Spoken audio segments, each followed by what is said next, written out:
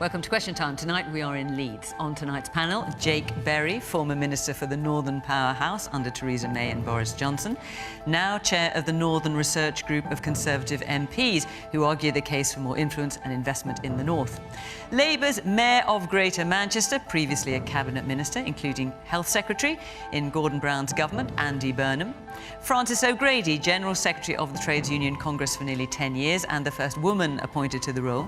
Juergen Maier, industrialist, former Chief Executive of Siemens UK, Vice Chair of the Northern Powerhouse Partnership and a member of the Industrial Strategy Council, which offers impartial advice to the government. And journalist, founder chair of the Equiano Project, a debate forum focusing on race and politics, and presenter of a weekly politics programme on GB News, Inaya Folarin Iman.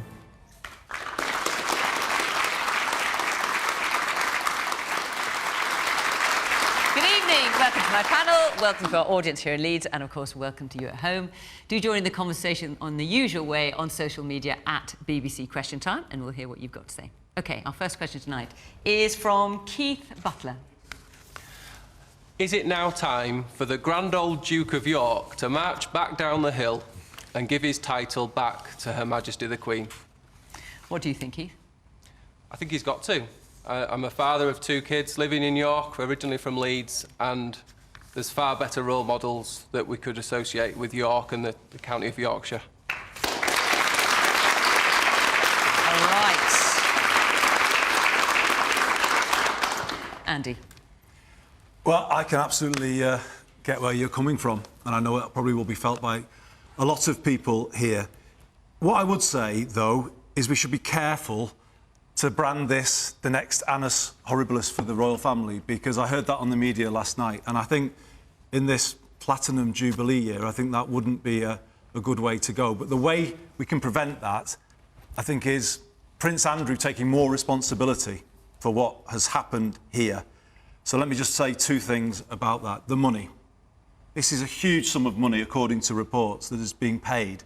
And the truth of the matter is, I used to have a responsibility for these things as Culture Secretary.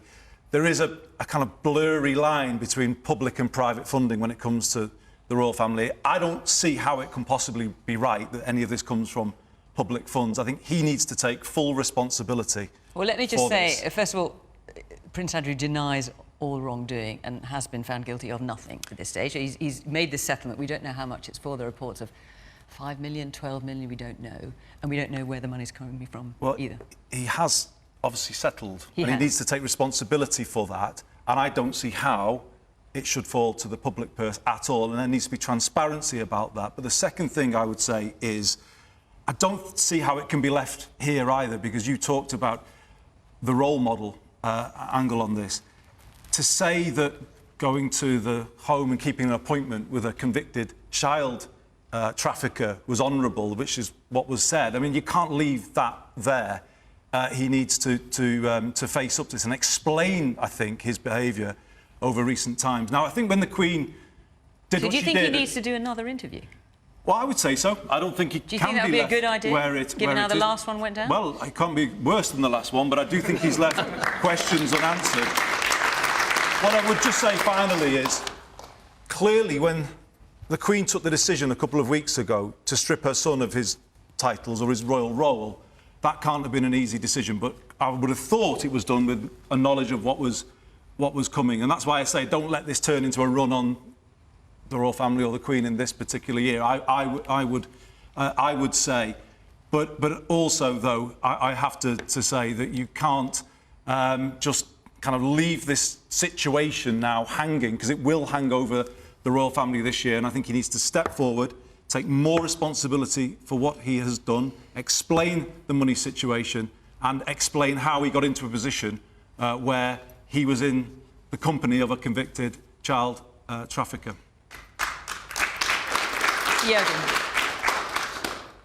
Well, I mean, it's been a horrible saga, hasn't it? And it's been a terrible time for the royal family, and I do feel particularly for the Queen, and I do have a huge regard for the royal family, and it's been a particularly terrible ordeal, of course, for the victims of Epstein's horrible offences. Now, you know, I think it would have been good to have had a fair trial. but there hasn't been a trial. So I think the public will now be the jury. And it looks like, Keith, you've made your mind up. I get the feeling the audience here has made their mind up, and I suspect the City of York have made their mind up too. And maybe the best thing for Prince Andrew to do would be not to have it taken away from him, but just to voluntarily give it up in a respectful way. The man here in the front. Yes, you, sir. I think the decision to settle has been taken out of his hands. I think it's the family firm that have made the decision. OK. And the woman in the red sweater. Yeah, I think it's not logical that he's actually settled, because you don't settle if you're innocent. It's... Well, we obviously can't know that, and So I you have would to go- say that Prince Andrew denies all wrongdoing, and that he has made no admission of any kind of liability. So obviously there should be a trial. OK. Let's hear from this man in the front here. Now wondering where he's going to come up with £12 million. Yeah, if it indeed is 12 million, of course, we don't know. We've no idea how much money it is. Inaya?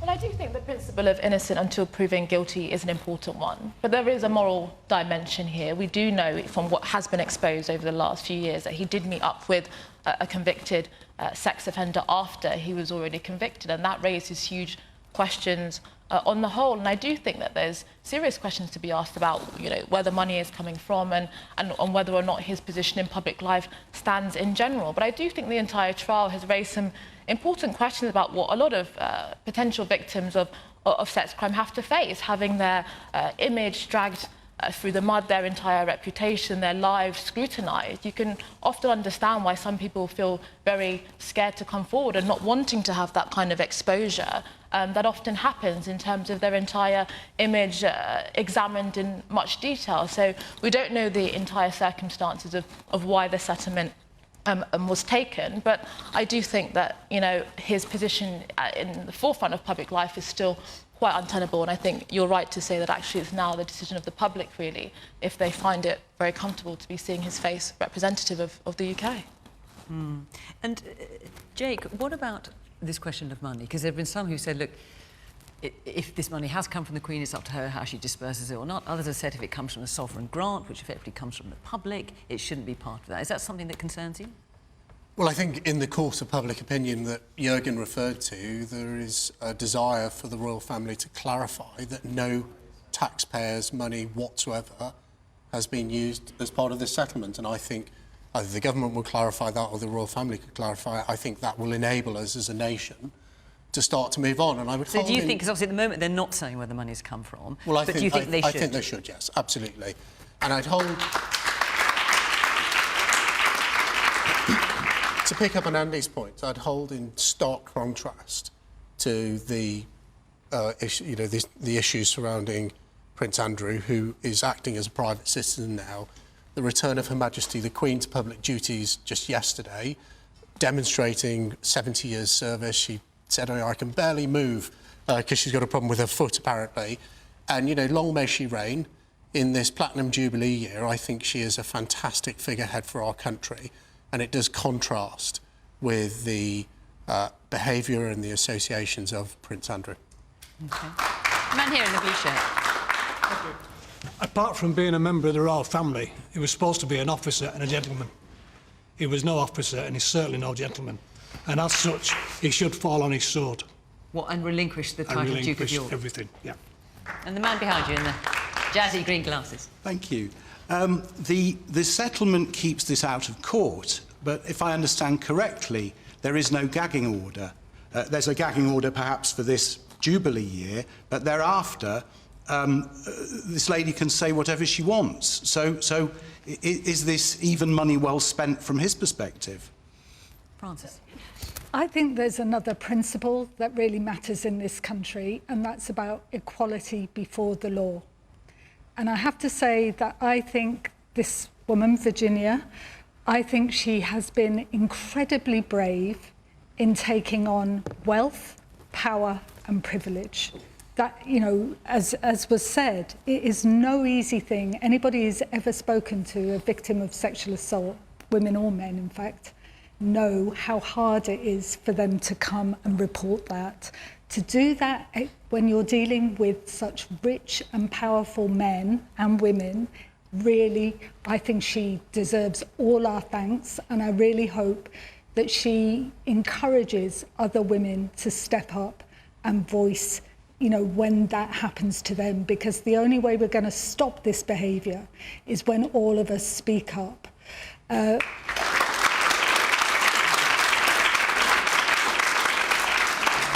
in terms of Prince Andrew, and I think it is a matter for the people of York, and I'm sure they will make their judgment clear, but he said he's now going to be a champion for victims of sexual assault. Well, I think one practical way of showing that, there is nothing to stop him now of going to the FBI, being interviewed and telling every detail of everything he knows of what did go on. And I think he should do that. That would be the right thing. And when it comes to the money, I have to say, from my perspective, not a single penny of public money should be used to bail him out. I'll just say a bit more from the audience before I move on. Yes, the man at the back in the grey sweater. Yeah, so I agree exactly with what was being said just before there. We've used words like morals, accountability. I work in education, within safeguarding particularly as well. If something on this magnitude, this kind of scale was to take place, we'd be expected to step down, the police would be involved, there'd be referrals that would follow you for the rest of your life. I'd like to know when we're going to live in a society where actually you can't just throw money at a problem and it'll just go away, because that's all we're seeing time and time again at this present time. The woman in the red top there in the middle with the glasses. Sort of on the fence whether he was guilty, not guilty. But for me, the fact that they've now settled out of court, it's sort of an admission of guilt. I mean, he hasn't admitted guilt, but that's how it seems to you. That's how it comes across, because if it goes to court, it might be found guilty. OK, I'm going to move on, but before I do, I just want to tell you where we're going to be next week. We will be in Harrow, where we'll be joined by the Hollywood director and writer Armando Iannucci, and also by Catherine Birbal-Singh, the head teacher and chair of the government's Social Mobility Commission. So if you want to book your seats for that, let us know. The following week we will be in Norwich, and we'd love to have you if you live either near Harrow or Norwich. Go to the Question Time website and you can follow the instructions there and come and be part of our audience. We'd love to see you. OK, let's take another question from Tanya Stevenson. Will the government's overview of plans for levelling up really help the North and other areas catch up, or is it just rhetoric to help deflect from the government's general other issues? Well, I can't think what issues you're thinking of there, Tanya. Jake? Absolutely, I think it will. I think the right person to implement those plans is Michael Gove. He is a government machine and works across government. But what we've really got to get to the heart of is that you don't need a levelling up white paper to transform communities across the North. George Osborne didn't need a levelling up white paper to create Andy Burnham as the Mayor of Manchester. Theresa May didn't need a levelling up white paper when she created Tracy Brabham, the Mayor here in West Yorkshire. So what will deliver levelling up isn't legislation and discussions in Parliament, it's an ambition to change the economy of the North of England, to reindustrialise the North with good, high-quality jobs, particularly focusing on green technology. And also, it will be the people of the North who level up the North. It's the government's job to be a facilitator, to provide an infrastructure, to provide a legislative framework. But we have to look to ourselves to deliver that growing economy. And how committed do you think the government is, given that you were Minister for the Northern Powerhouse, you resigned later, and there is no such position anymore? Well, there is a Minister for the Northern Powerhouse. It's the Transport Secretary, Grant Shapps. But he's a Transport Secretary, as opposed to it being a specific job. He's got other stuff to do, and I think it's a loss. I attended Cabinet. I would say this, wouldn't I? But I think it's not about me doing the job. I think it's a loss for the North of England not to have that independent voice of the Cabinet, getting up every single morning thinking, how can I deliver for the North, going to bed thinking exactly the same thing, which is what I used to do. Andy? So let me agree firstly on Michael Gove, because I think he does bring sort of energy and intellect to what he does. And the white paper, if I just sort of look at it at face value and not try and score points, there was a lot in it I could welcome. So one thing was in there that is something that has been a clear demand from me and from Greater Manchester. London-style public transport outside of London for cities outside. To me, that means London-level fares, £1.55 a bus journey. What would that do to people here? So that's a good promise. I've taken the decision in Manchester to put buses back under public control so that we can create a London-style system. But we now need the support, the revenue support that London has had for years. So the rhetoric, as you say, in the white paper was OK, but what's the reality? I've been briefed today that because we have no COVID recovery funding for buses committed yet beyond the end of March, and the same is true here in West Yorkshire, 30 bus routes are at risk of being axed, and the frequency of others is going to be dropped. And I've seen Tracy Brabin, Mayor of West Yorkshire, raising the same concerns that already bus services are going to be axed here.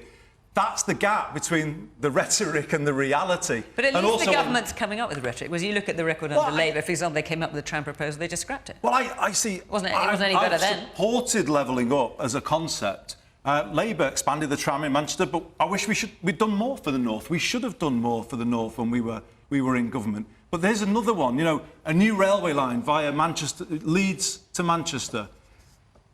That was the promise. The Prime Minister made it in front of Stephenson's rocket 4 days into office. What have we got? Half a line that misses out Bradford completely. A proud young city like Bradford completely cut off the network. So these are the kind of problems that they've got now. They've raised expectations of people here. They came here for people's votes and they said, we're going to level you up with the South. We're going to close the North-South divide. The trouble is the rhetoric is not matching. The reality is not matching the rhetoric, and the truth of the matter is the North-South divide has got wider during this pandemic. All right, lots of hands up. Let's hit you. The one here in the front, in the maroon sweater. Yes. I think it's incumbent on the South, on London, to utilise hybrid working to help people in the North have access to jobs that they wouldn't have done from a geographic perspective, and I think that's really important in terms of levelling up. What, you want people to I think work from home more in the South? Well, have more access in the North to jobs that would have primarily been in the South through hybrid working, so enable more of people in the North to have access to those jobs. All right, the woman behind you. So I think Jake's absolutely right. It doesn't need a levelling up white paper. It needs a proper commitment, proper investment, and the government not to go back on their promises. Leeds has the worst transport system in the whole of the country, never mind the North. We've been waiting for a tram for 30 years, so actually it needs that real investment to make it happen. And are you encouraged by what the government's been saying in the white paper in particular? Not at all, because they'll just change their mind again, won't they? And take the promised money that isn't even new money and then probably take it away again. They do. All right, the man there in the blue zip up top, yeah. When you said levelling up, it's the Transport Secretary. It doesn't feel like a priority. It just feels like an afterthought, like something else that he has to do. Man here. Thank you. I was going to say Manchester has a fantastic public transport network, and I was going to make a point, but I think Andy Burnham made it far better than I could have done. I think he's absolutely right. We need to have action, not just rhetoric. OK. Well, Inaya, this is an area you know well. I mean, you stood for the Brexit Party here. You went to university here. What's your view? Yeah, I mean, I think a lot of people, when they think of Brexit, the failure to realise levelling up, I think a lot of people point Brexit for that. But essentially, Brexit was a constitutional question about who should govern this country. And the decision that was made in 2016 by the majority of British people was it should be the people of the United Kingdom. And I think what... I mean, Brexit's not in the question, but what we then do with that power is, to me, a question of the political class. And I think that we've had so many promises. I don't think that the mandate of an 80-seat majority in 2019 is one of the biggest, mandates that you can get in order to transform the country in a way that actually works for ordinary people. And levelling up was meant to be part of that. And undoubtedly, there's been challenges in relation to COVID and so on. But I think the British public have been incredibly forgiving. And I think that now is the time, as has been mentioned, to meet rhetoric with reality. There's so much opportunity. For example, you mentioned new green jobs, but for example, there's a moratorium on fracking, which here in Yorkshire actually can provide huge opportunity in terms of jobs and investment. In terms of when you're talking about place and location, that's very important in level up, but there's not actually the funding to back it up. So I do think there's a lot of frustration, understandably, that a lot of the rhetoric is not being met with reality. But isn't that, Whitehall not understanding levelling up? Because you talk about Brexit. When people voted to take back control, it was as much about taking back control from Whitehall and returning powers to the north of England as it was from Brussels. And that's where I think what we've really got to push the government on is devolution across the entirety of the north of England, give us the power and the ability to drive our own reality and economy and opportunities. But Andy, the price for that is that we've got to take responsibility as well. And the biggest challenge to bus services in my area is the Manchester Clean Air Zone. Well, you might need to explain that for those of you who don't. I mean, this is typical, I'm afraid, of the modern Conservative Party. They impose. God, you seem to be in agreement just now. I agree with him on many things, but not on this. They impose something on us, as they've done on other cities, Birmingham, Bath, other places, a legal requirement on our councils to clean up the air. They don't fund it properly, exactly. You know, we're left with this legal directive, not enough funding, and then they campaign against it. Now, let's explain, just for those who aren't familiar with it, that the Clean Air Zone would have been a charge. It's a £60 a day charge for buses, £7.50, I think, for taxis, and £10 so the idea for vans. But the problem with it is... It's your government's policy. Well, you designed the policy. We tried to work with the government. You created a 500 square mile clean air zone, which is going to put bus companies out of business, going to put plumbers, mobile hairdressers, taxi drivers out of business just over the border in Lancashire. This is your government's policy. Your policy is to place these directives on local councils, and we've worked in good faith to try and implement it. But I went back to your government, wait a second, and said to them, this isn't going to work because you refused a hardship fund for people on the lowest incomes, and actually there's now inflation in the vehicle market. It's not going to work. But this is the point, the dishonesty of this. It's a national government policy, and then you campaign against it. What you do is you impose housing targets on local councils, then you campaign against the green belt take at local level, your councillors. You cut councils in their budgets, then you campaign against council tax rises when councils got no other choice but to do that. You impose this directive on clean air, and then you all come out saying scrap the Clean Air Zone. It's the dishonesty of the modern Conservative Party playing from the Trump handbook. An answer before I move on. Yeah, so when we're talking about honesty, the government imposed an obligation, quite correctly, on Greater Manchester to deal with air pollution. Greater Manchester authorities, in your combined authority, you instigated the policy, you've just acknowledged, to deal with air pollution, so you designed a 500, almost, square mile clean air zone with no mitigation whatsoever for people to live just outside. Well, who signed that off? It was a policy the designed Environment Secretary. It was a policy Take designed responsibility for your own government's policies. Let me answer the question. It was a policy designed by your councils. Let's look how other areas have done it, Andy. Leeds, Birmingham, cleaned up where they air. included cars. Yeah, OK, let him answer. Leeds cleaned up air by traffic mitigation. Portsmouth, a 3-kilometre congestion zone. Birmingham, where the leader of Portsmouth said it was imposed on Portsmouth and they wanted to do something Greater different. Manchester, 500 square miles, I tell you only what, affecting people who are driving to work. Let's hear from our audience. What do you make of all this? Mobile hairdressers, Come on. taxi drivers. Woman here in the blue jacket. It's not always about money. I looked at the Levelling Up paper. I've worked in regeneration for many, many years, and I didn't see an awful lot that was new. Yes, cuts are terrible. We all know that. But how is our money being spent? I have worked in areas where millions of pounds have been spent, places like Bradford, Andy, that you mentioned. Great city. A city I cut my teeth in, actually, in terms of work. But you go back to Bradford now, and it's probably worse than when I worked there many years ago. How are we spending the money that we have? And what about the quality of leadership of some of our cities? And what do you make failing, of this? What do you make of this cities? Clean Air Zone argument that you're hearing? Bradford might have to have one. So that's a difficult question. I'm not sure I'm qualified to answer that one. Let me hear more from the audience here. The man at the back in the green sweater.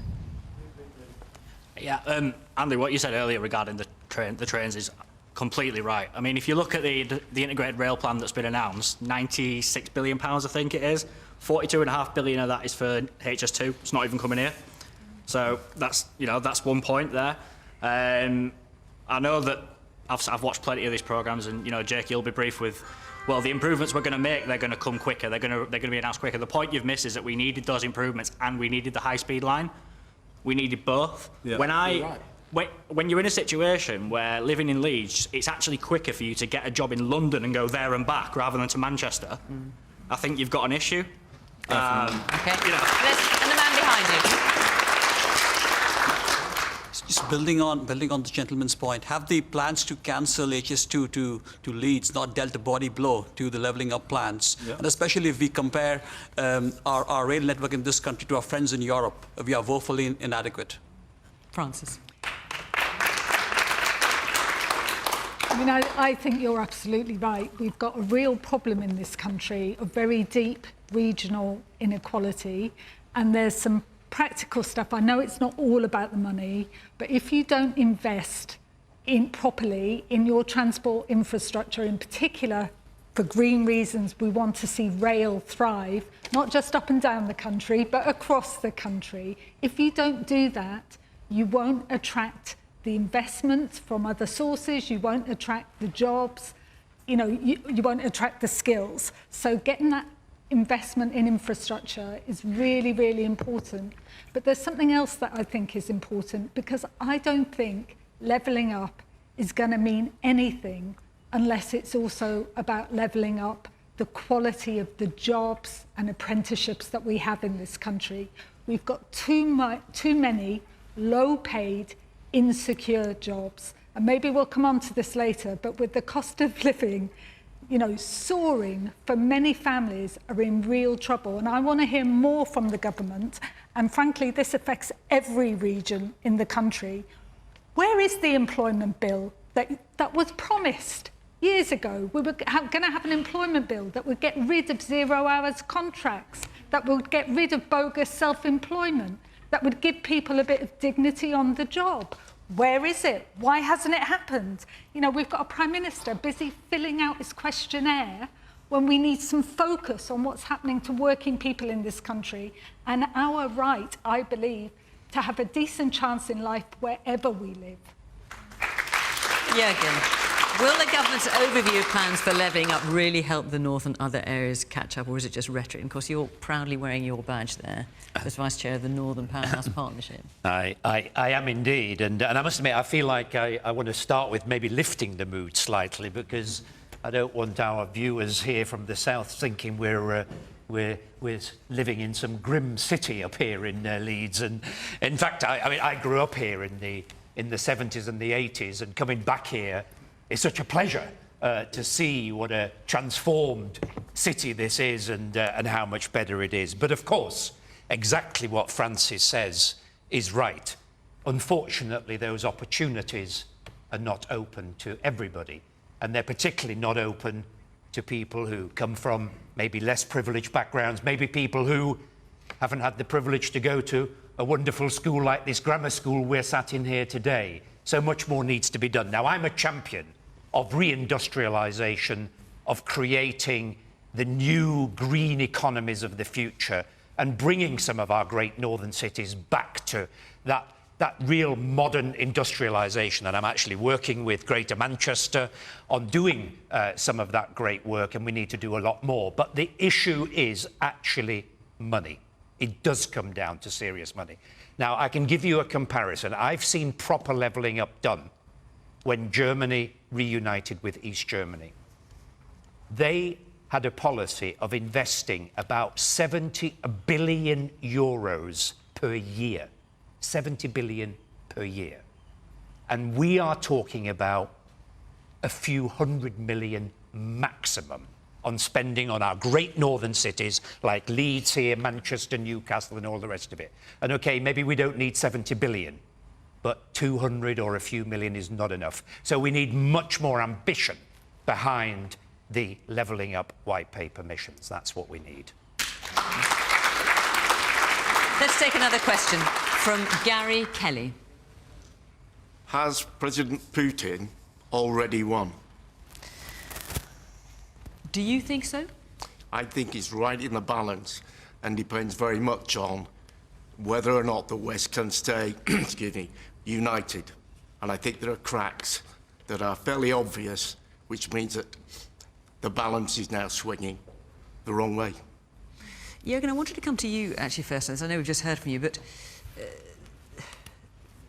the issues in terms of whether Putin has already won is in terms of how united the West is in its approach. Germany's taken a very different approach, for example, to the one arguably of the UK or to France. What's your view?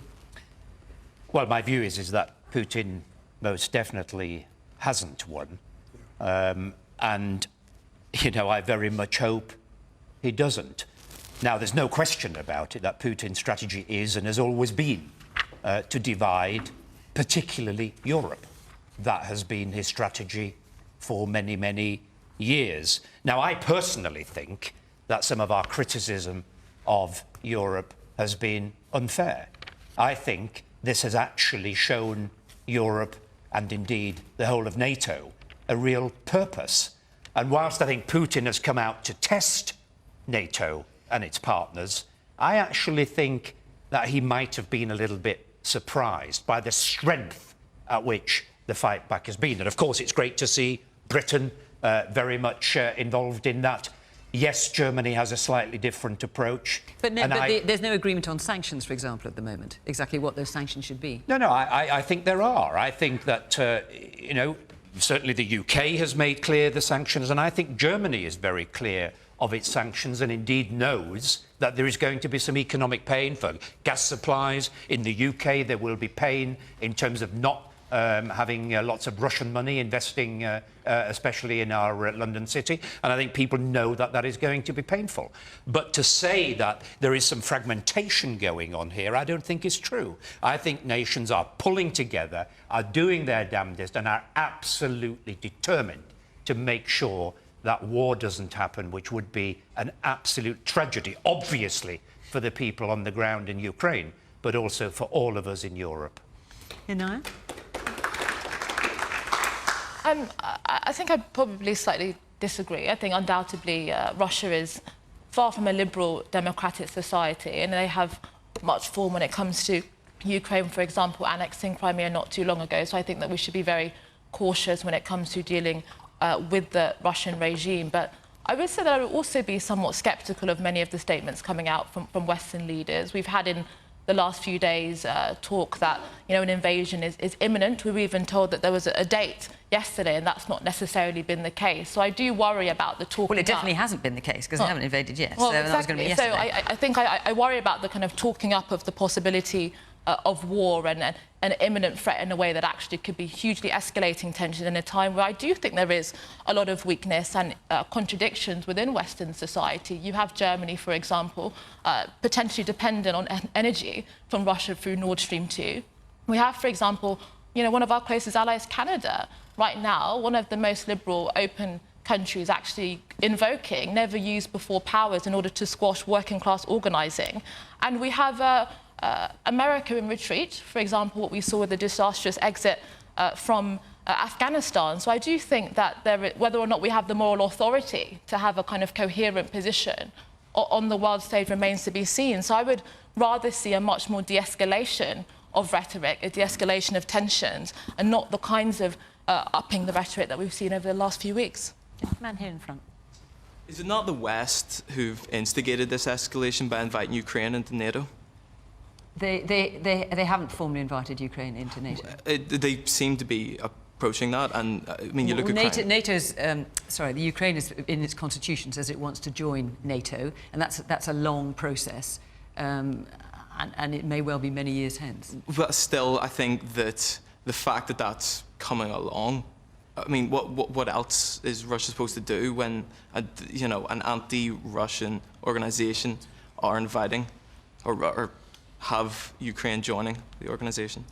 Jake? Yeah, I mean, I think the premise of your comment is wrong. NATO is not an anti-Russian organisation. It is a collective defence organisation. And to answer the first question very directly, I actually think President Putin has lost. And he's lost, in my view, for two reasons. When he annexed Crimea, an illegal act by Russian forces and Russian-backed forces, he awakened in the people of Ukraine a real national identity. And I think we saw that yesterday in their National Day, where you saw the nation coming together and saying that we want to resist with all means possible any invasion from Russia. That national identity for Ukrainians wasn't as strong, because it is a complicated country with Russian-speaking parts and other parts which regard themselves as Ukrainian only, wasn't as strong before 2014. So I think that was a strategic error in terms of President Putin's wider ambitions. And secondly, I think he's lost because he has reinvigorated and rejuvenated NATO, which it needed as a defensive alliance. He's brought Britain, I think, to the forefront of the international effort to persuade Putin to embrace non-military means to open the door to international diplomacy. So I think in the long term, for President Putin, he has made the wrong move, and I think he will realise that. And I'm just very pleased that NATO has, after quite a long period of not being effective, become an effective defence, cooperation and collaboration force once again. Woman in the red sweater. If the UK goes ahead and places further sanctions on Russia, and then Russia decides to cut off gas supplies to Europe, could that raise energy prices even more in this country and have dire economic consequences for us? Frances. I guess, well, that has to be a big concern. And it's one of the reasons why my best hope often lies in ordinary people and talking to our friends in trade unions in Russia and Ukraine, and they both want peace and they both want governments to de-escalate, because we know that when it comes to conflict and violence, it's always ordinary people who end up paying the price one way or another. And the question in terms of, has President Putin already won? Well, having said that, I have to say that, there are some in my view, there have been some very dangerous men in positions of power in the world. I put Donald Trump and I put President Putin in the same category in my book. They're both nationalists, they're both disrespectful of democracy, they're both, they lie, they play games, and they rip up the rule book. And so, I think we always have to pursue every avenue, including diplomacy. I think we have to be ready to clean up the city, exactly as Juergen said. How come we're the capital of dirty Russian money in Europe? How come? David Cameron promised to clean that up. You would have thought it would have been cleaned up after the Salisbury poisonings, and yet still we've had no significant shift in terms of cleaning up the city. And I have to say, Jake, as I understand it, there are plenty of donors to the Conservative Party, including cabinet ministers, who have links and support Putin. I mean, can't we get overseas money of the wealthy out of our politics once and for all?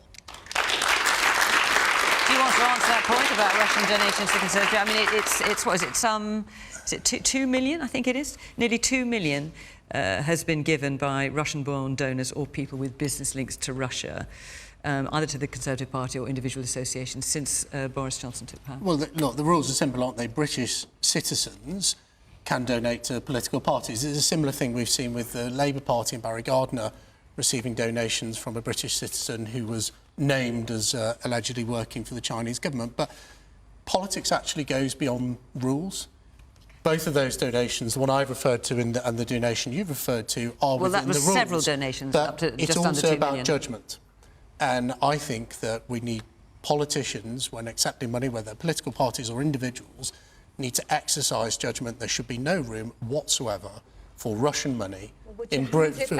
Well, hand it back. If I was in charge, I would actually. Good. Absolutely. There's no room for Russian money in British politics, and there's also no room for money coming from the Chinese state, either in British politics. So why, they may both be in compliance with the rules. Bill making it easier for wealthy donors overseas to fund politics? The election bill that's before Parliament now is designed to make it easier for wealthy individuals overseas to put money into our politics. Why? Well, I don't accept that, but what I would say is we've got to go beyond the rules and expect politicians to exercise judgment.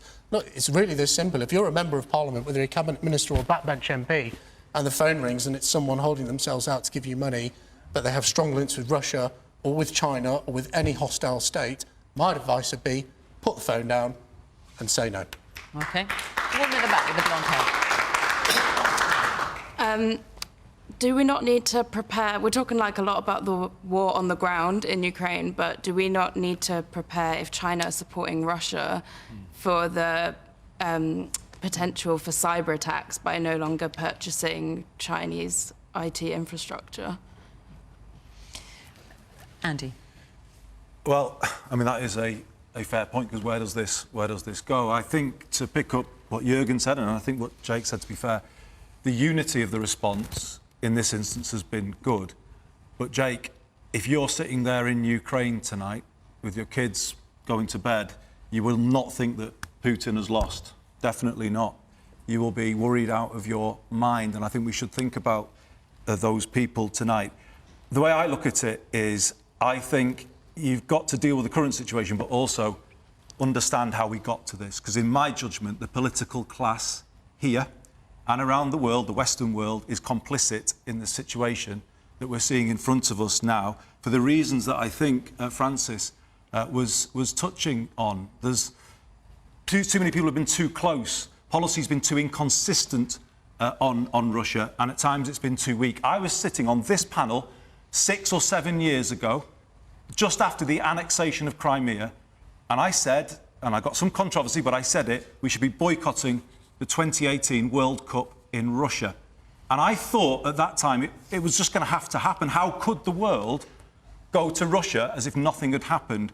But it did. It did. And it's barely believable that that happened, but it did happen. And if you come closer to home, there are donations. And we had a peer this week saying, Lord Falk, saying that he put forward a register for this money, and it was quietly shelved by Whitehall. So you do ask the question, why? But let's not make this partisan in any way.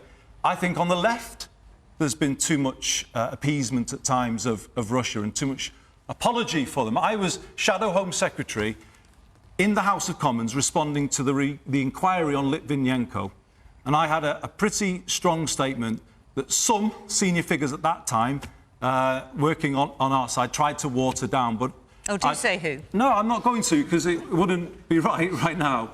But I can just say to you that did happen. And well, it did get watered down. No, it didn't. It did not. But that is, I think, the issue here. There's too many people on both sides of politics that have been too close to people in the regime. We've got to deal with the situation in front of us, but coming out of it, exactly as you were saying in your question, there needs to be a long-term, clear strategy about how, as an international community, we deal with Russia. It needs to be consistent, it needs to be tough where it needs to be, and it has to be multilateral, where all countries buy into it, and we deal with these issues like energy reliance as well. All right. We're going to take another question from Richard Lee. Where are you? There you are.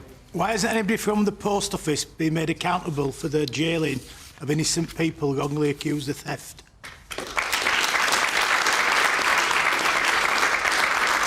So, of course, we've got the public inquiry going on at the moment, but so far... But it's gone, the cases of the jails gone on from 2004. Exactly. So this has been going on for 20-odd years, and so far no one, either from Fujitsu, which is a company that came up with Horizon, which was the IT system, which went wrong, neither from Fujitsu nor from the Post Office has been held to account. Francis? Well, like everybody else, I've read these stories, you know, people whose lives have been turned upside down, have been ruined. You know, a woman who was pregnant, sent to jail, completely innocent, but sent to jail. You know, it kind of beggars belief.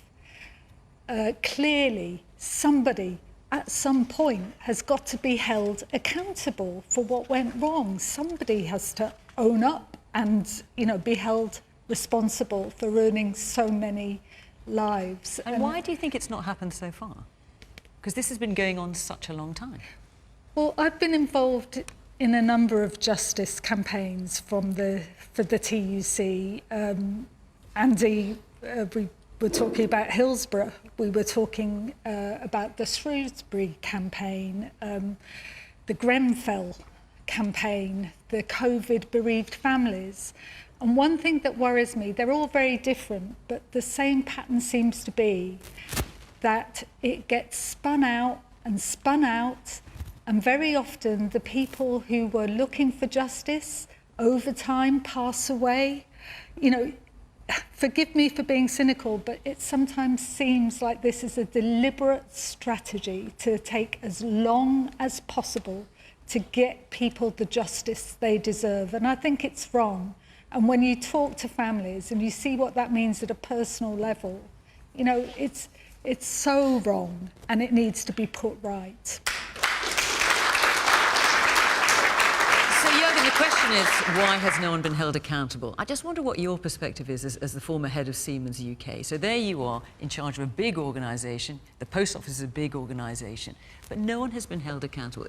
How is that the case? And if it was in a company that you were running, how would that work? Well, it's really hard to explain. And look, in all large organisations, and when I was chief executive of Siemens, there was 15,000 people in the workforce. In the post office, it's much greater than that. And yes, you have incidents where people do some fraudulent activities. You have that in a large workforce, and therefore you have to deal with it. But when you start to have tens and then hundreds, you start to think, no, there's something is not right here. There just can't be that many fraudulent people in your organisation. So some alarm bells should have been ringing to say, but don't forget, they'd got a new IT system, Yeah, so they but- may have thought, now we're seeing for the first time how many people they thought were fraudulent. But not the quantum you were looking at. You know, I wouldn't have jumped to that conclusion, and I would seriously have been questioning the IT system and have been exploring that rather than drawing a conclusion. So huge mistakes were made, and I'm completely with Francis. You know, I think there needs to be, you know, proper openness, transparency should have happened way before, independent investigation. As a matter of fact, you know, and I'll say this as a private business person, and we had our scandals at Siemens, and there are times where you just say, look, we're going to hold our hands up, we're going to let external bodies come in and do an investigation, and in the end, we're going to have to put right what has gone wrong. And unfortunately, that is going to cost some money, it's going to cost some compensation.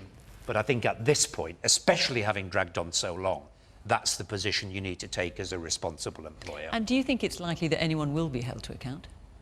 I hope so. You know, I think in the end, and I think, you know, the pressure is rising again. And when you read the horror stories that you were just talking about in the paper, you know, I think the pressure should be kept up to make sure that there is a full, transparent and independent inquiry that gets to the truth so that people get answers. Okay, the man here in the front. If they don't find out who's responsible, is it going to be another, it's your fault, resign, here's a massive pension, enjoy yourself? Well, we may find out, we may not. The person here with the man with the green glasses. I think the real worry for all of us is that people have been convicted here on evidence that was obviously flawed, and the size and power that the Post Office possessed as an organisation of its stature clearly overruled what should have been staring everybody in the face. It should be a very, very important lesson for all of us. The woman there in the orange and black top. As a small business person myself, I know how difficult it can be to work with larger organisations. I really, really feel for the people and the families that have found themselves in this situation. It's gone on for far too many years. There have been serious circumstances, suicides as a result of it, families completely ruined. I was reading about families who were trying to make up the shortfalls because they thought maybe it is their fault somehow. And when the numbers started getting ridiculously high, they just couldn't do it anymore. Somebody has to be held to account. Somebody has to pay in the way that those people had to pay in prison. And I think that includes probably people at Fujitsu, people at the Post Office. And also, potentially, the CPS should have realised that there were an awful lot of cases relying upon the same evidence. Jake. Well, 700 people have already been found accountable for this, but they were all completely innocent. And that is an absolute scandal. And the fact that it's been allowed to go on for so many years, but that was those 700 people prosecuted between the year 2000 and 2014, and no one at the Post Office has yet been held to account, is an absolute disgrace. and it's something which we need to take action on. So let's talk about what we should see, in my opinion. I agree with Juergen. There needs to be a significant compensation for people who not only were prosecuted and criminalised, but also lost their liberty in many cases. And the first 555 people who took the post office to court, actually more went in legal fees than those people got compensation. That's completely wrong. And in fact, they are going to end up getting less than the subsequent cohort of people who are going to be compensated. And they're asking the government to try and sort that out. The government has given money to the post office in order to be able to settle these things, but one thing they've said is the government could just give us these 550, an ex gratia payment to try and to make it more fair. Do you think the government should do that? I think the money should come from the post office and Fujitsu. Fujitsu created this software, and the fact that 700 people were suddenly discovered as being criminals, having been worked in the post office network for decades with not a stain on their reputation beforehand, and now not a stain afterwards, because they've all been completely exonerated and should hold their head high in public by a piece of software designed by Fujitsu. I don't see why actually the taxpayer should be forking out for a problem caused by Fujitsu. I think Fujitsu should pay up, be held accountable, and I also agree with Juergen Maier's view that we need a proper independent inquiry to make sure that this miscarriage of justice, this travesty, this disgrace against people in the post office can never happen again in any other organisation. The man at the back of the glass. Question of accountability. When the rich and powerful in our country, the question of the member of the royal family or the leaders in Downing Street are not being held accountable for their misdeeds or misjudgments, then how can we expect the people like Fujitsu or others to be held accountable? Andy. Well, I completely agree. Jake says it should never happen again. Of course, that's right, but it does. It does. This keeps on repeating the same pattern. The gentleman is right to say, will there be accountability? Well, I hope the inquiry gets to the truth. But all I can say, I work with the Hillsborough families, and we helped them get to the truth after 30 years. But nobody held accountable for 97 unlawful deaths in that case. One small finding against Sheffield Wednesday Football Club, but that was it. And so can we be sure that there will be accountability? No, we can't, because history will tell you that that isn't what happens. It's too hard for working people in this country to fight for justice. It takes too long. The battle takes too much out of them. They have the original injustice, and then the battle for justice after it just completely takes so much out of them. Too hard for them to get justice. It's too easy for public and private bodies to cover up. And that is just a fact, because there are so many injustices, as Francis said. So what would you do, Andy, to change that? So let me come to what I would do, because I have a very specific remedy. If something needs levelling up in this country, it's the scales of justice, because they are weighed against ordinary people, weighed against. Public bodies go to courtrooms and they hire the best QCs in the land. Bereaved families are often denied any legal support at all. What chance do they have when they're raw with grief going into those courtrooms? A Hillsborough law, Jake, which you have committed to as a government too, which would have a number of proposals that would rebalance the system. One, a duty of candour on public officials to tell the truth at the first opportunity. And if they did that and didn't cover up, they would spare people fighting for justice so much pain, so much grief, so much time spent in the wilderness lost. I just feel for these people who've been left in this situation. It is another stain on this country. But actually, what do? We come together and we say, a Hillsborough law now. Rebalance the scales of justice in favour of ordinary working people and ordinary families. Inaya. I think the point that was made by the gentleman about whether or not when we see people in positions of power, particularly in government, not taking responsibility, it often trickles down. I think obviously this issue is a different one, but it does seem to be a pattern across institutions, across large public bodies and private bodies, of a refusal to take responsibility. You mentioned Grenfell and Hillsborough, and these are huge scandals that lose confidence amongst the public in systems, and it's incredibly demoralising when these scandals happen and it goes on for so long and people do not feel like they can get any accountability and no one takes responsibility. And I do think when it comes to these situations, there needs to be some moral and political leadership in terms of setting an example and being completely transparent and honest to make sure that actually the public have trust within the system. Definitely. Stand there in the suit and tie. I work for the Ministry of Justice, and I agree with your point. Since the Lamy Review, nothing has happened. The balance of justice needs to be balanced, and then there's not. I believe, if the Hillsborough event happened somewhere else, in a more affluent area, there would have been justice straight away. Access to justice for common people, for the working background, and especially if you're from the northern areas and you come from a low social mobility area, access to justice is not there, and it's difficult to find. Definitely. Jake, do you just want to briefly answer the point that a couple of people have made here, including Inaya, about leadership from the top and showing an example?